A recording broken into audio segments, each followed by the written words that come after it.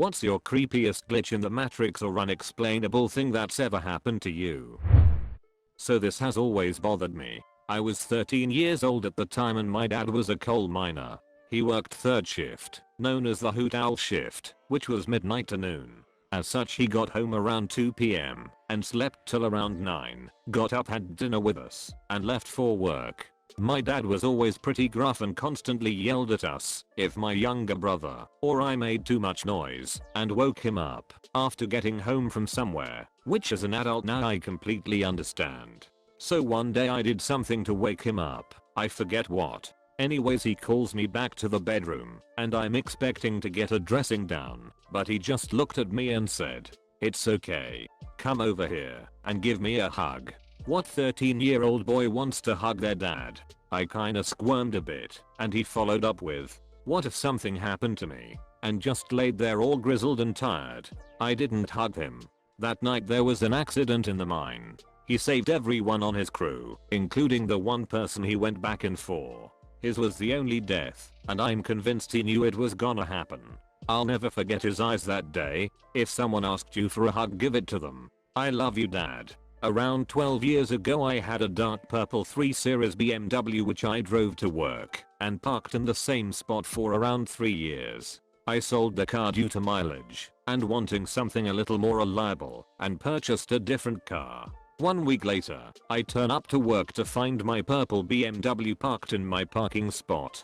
I was totally WTF. Turns out that we had a work experience kid start that day and his dad had dropped him off in my old car that he bought 2 days earlier. What are the chances of that? I've never met this kid or his dad, and yet here was my old car in my /its space. When the song The Final Countdown was released in the 80s, I already knew it. It was brand new, just released, but I knew the tune and the words and could sing the whole thing beginning to end. I believed for a while that it was a cover version, but it wasn't. About 2 years ago, I went to collect my husband from the ferry after work. My husband got into the car, and as I was driving very slowly out of the car park we both noticed 2 people standing a few meters in front of our car. It looked as though they were strangers, older looking professionals, both walking to their separate cars in different areas of the car park. The man was reaching into his side bag and the lady was further ahead than the man, with her head turned to the right.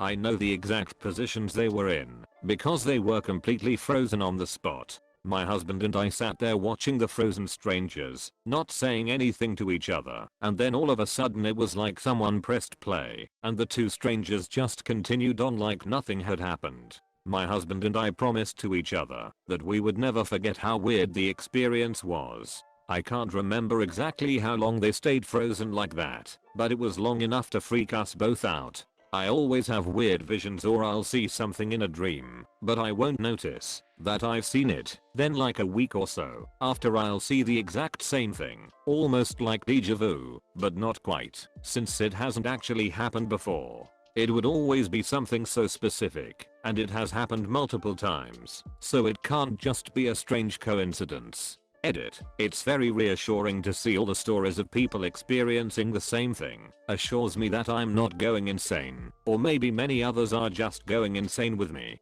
I won't be able to read them all as my phone's been blown up with them, but I'll try my best. 2 things. Each was witnessed by at least one other person and both were while driving. Once at a stop sign in a neighborhood. All of these little sparkles started swirling around in midair roughly 3 to 4 feet off the ground out of nowhere. The group of them were roughly 2 foot wide by 3 to 4 foot tall. It lasted 3 to 5 seconds, and then they were gone. No one was around, and when I asked my passenger if he saw it too, he breathed a sigh of relief and said yes. We spoke about it a little more, but there is no reasonable explanation. The second happened when myself and 3 friends were driving down an empty country road. Very straight stretch. A man on a bike appeared. Someone said to watch out for him, so not to hit him, and then he disappeared. Our minds were blown to say the least. Just poof and he's gone. Every night I go to bed about 2 hours before my husband. I always wake up when he comes into the room. One night he was gaming with a friend, and it was hours later I heard him sneak into the room and crawl across the floor so he could pop up and scare me. I felt the floor kind of shake and felt him bump clumsily against the side of the bed in the dark. I held out my hand and asked him not to scare me. I was already scared enough and begged him to just take my hand and come to bed. I couldn't see anything in the room, but knew he was there and just waited for him to jump up so I could move on and go back to sleep. That's when I heard him talking to his friend in the other room. I was frozen. I know there's sleep paralysis or lucid dreaming or something that explains this, but I would have sworn on my son's life that someone had crawled across the floor and jostled the bed. Eventually I worked out of the fear enough to grab my phone and text my husband to come in and turn on the lights and check under the bed. But holy shit, it boggles me how real it felt. After my little brother was murdered the next morning, I was talking with a friend and he mentioned this other dude I went to high school with younger brother had died in a car accident a couple weeks before. Later that day I pull out a slip of paper with this other dude's number and name on it from my pants. I vaguely remember running into him a year or so before this at a club where he gave me his number. I swear I had worn and washed these jeans at least a dozen times since I had run into this dude. I still makes no sense how that paper was there and I only found it then. I called the dude and we talked a bunch. It really helped me deal with the situation. So this might be hard to explain. I was probably 12 and lived in a big log cabin. One day while my parents were at work, I got in a fight with my brother, 18, who had some anger issues. He chased me through the house and I ran out one door, around our porch, and in through another door. I was going to lock it behind me, but didn't have time because he was too close behind me. So I slammed the door behind me and kept running. When I glanced back to see if he had made it through the door yet, he was banging on the window of said door and yelling for me to unlock it. The door was locked and there was no he had locked it because the door could only be locked from the outside with a key, of course, and our parents never gave us keys. There was also no way the door could have accidentally locked when I slammed it behind me because it needed to be fully turned to lock and usually required some finagling at the end to make it actually lock. I stood there dumbfounded for a few seconds and then ran to a bathroom and locked myself in there.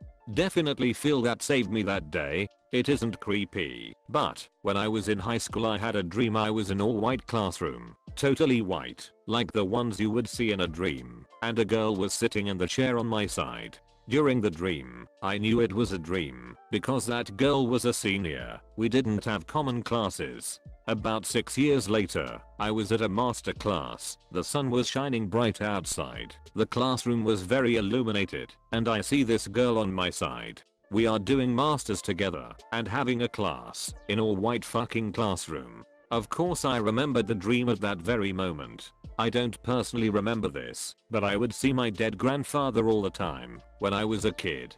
From the ages of 7 to 9 there was probably 10 different incidents. My dad was an absolute pansy when it came to ghosts, which I don't really believe in, and wanted to take me to the doctor. My dad had one of those bathrooms with a separate toilet room and no one that lived in the house closed the bathroom door unless they were bathing. I was playing RuneScape and my dad asked why the bathroom door was closed and I said it's because grandpa's in there. That's the only one I actually remember.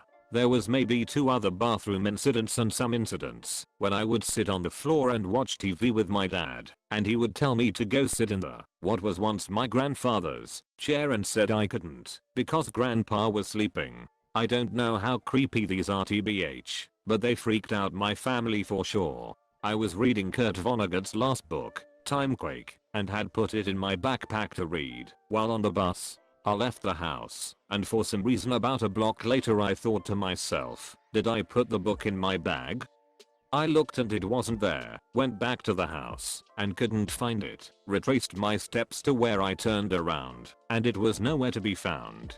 I never found the book again, and gave up on trying to get another copy. I think it was Vonnegut's way of telling me it wasn't worth the read. I've got several kids and night terrors are always a bit freaky, but once you know it's normal and what it's like, you kind of get used to it. But my middle child had something happen a couple years ago that didn't seem like it could be a night terror. He's almost 5 now and has been pretty advanced in academics for a while. Somehow learned how to read the names of numbers and colors and such, and I accidentally found out one day when I caught him reading what I had written. He came into my room very upset one night. Night terror. Except he was fully awake. I know they can seem like they're awake but they're not. But I had him doing math 3 plus 2 is 5. Asking very high level questions about things. He seemed fully alert and aware. But he was seeing something my wife and I could not see. Something threatening and scary. The fly was going to get him. He shrieked ear-piercing screeches, consistently turning away and back to the doorway into my master bath, where he saw this thing that was invisible to me. This happened for a few nights too. I could only reassure him that he was okay and nothing was there, and we would protect him. You're okay. You're okay, I'd tell him. He always darted down the hallway between his room and mine for a few days after this, reassuring himself by saying I'm okay, I'm okay, I'm okay as he ran. Poor thing. Freaked my wife and me out completely.